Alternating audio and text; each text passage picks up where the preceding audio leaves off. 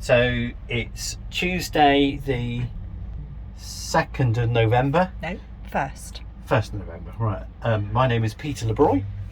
We're in our new Citroen Ami. I picked it up from Yeoman's Plymouth on Friday the 28th of October. Amazing how much attention the car gets. We've loved it so far. It's quirky. There are certainly more smiles per mile than anything else I've ever driven. We've just done a little after-work trip up to Lidl to pick up some yogurts and some bread rolls for our packed lunches next week, and we're on our way home.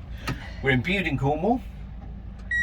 So one thing I didn't realise when we bought the car is the ignition has actually got like a little thing you have to, exactly like a normal car, you switch the ignition on and then you have to go sort of over centre until it beeps. Then it'll go, you press the button on the side to select drive, and hey presto, I'll just double check, I'm being super cautious because we're in a car park at the minute and we're away. So yeah, reflections on the Ami so far. It's great fun. I'm getting used to the left-hand drive. It's obviously it's a very small car, so it doesn't really matter that much, but your positioning in the car and on the road is a bit odd, but actually I'm getting used to it. It's not really a big problem. That's the milk that's just gone over there. So yeah, there's a little bit of transmission whine. I don't know if it's transmission whine or... Oh no, she's in a rush. Never mind. I suppose it's probably the engine whine more than anything really, but it sounds quite fun. You can probably hear it now.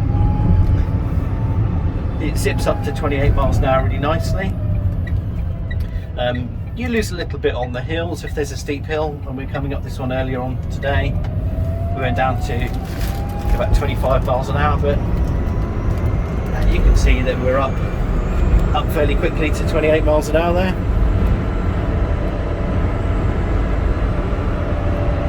And yeah, so reflections are one of the odd things about this car was I bought it without having even seen one. I just saw the sales information on them and thought, yeah, that looks like loads of fun, we'll get one of those. So I hadn't even seen one, but actually to sit inside it's a lot bigger than you would ever imagine on the inside, and it's a lot smaller on the outside, so it is a proper little baby TARDIS. I think I've been told this is the first one that Yeoman's in Plymouth delivered to a customer, which makes it probably the first one in Devon and Cornwall. I'm not sure, somebody might beat me on that. But certainly it's been fun to have something which nobody else seems to have got. It's certainly the only one in Bude that I've seen. We bought the car on a PCP. We did a 4-year deal, and the 4 years are £37 a month, and we put £3,100 down as a deposit. I think that's pretty cheap motoring. That's a couple of coffees a week, isn't it, if you think about it? We've recharged it once so far. I'm down to 31 miles of capacity left on the dashboard there. The charge just plugged into the same socket at home that we normally plug the microwave into. I bought a long extension cable from a company called Tough Leads, which was really good.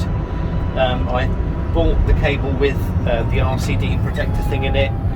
I think the cost, it was about 47 quid. It was less than 50 quid anyway.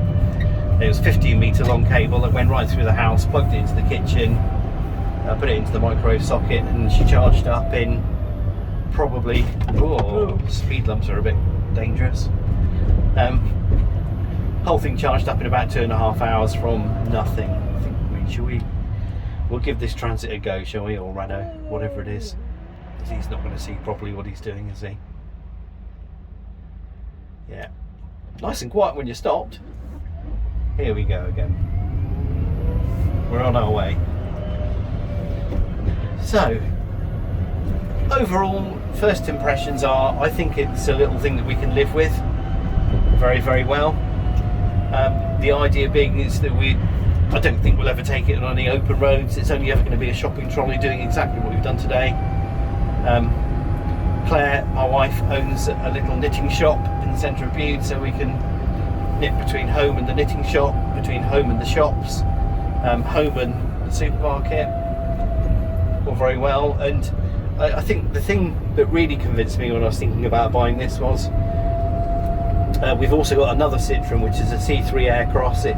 Again, it's a lovely little car, but it's quite clever because it's got an app on your smartphone, and it sends you, every time you do a journey, it sends you a little message saying it can see you've been somewhere, and it sent me the average miles per gallon I was doing. And of course, I suppose we all know this, but it really brings it home to you that actually when you start a car from cold and drive a couple of miles there and back, the shops and back, or whatever it is, actually that car is being incredibly uneconomical, and I was getting very low MPG averages just because I was never actually getting the car warmed up. And of course, in terms of damage to the environment, we want all things to run as efficiently as possible. I'd really rather only run my petrol car when it's running efficiently, and to be honest, we do miles in it. I'm a councillor for Cornwall, so I'm going between Truro, where County Hall is, on a regular basis, and Bude, and I certainly won't be using this car for that because it's just too far. But the petrol car will be reasonably economical because it will be getting up to proper operating temperature, and I'll be using it properly. So here we go, almost home. So there we go, through the rat run, chicken run, whatever you want to call it, up the hill, and we're home, we're happy, and we're smiling. Very pleased with the Citroen Ami, and I suspect we might have it for a very long time.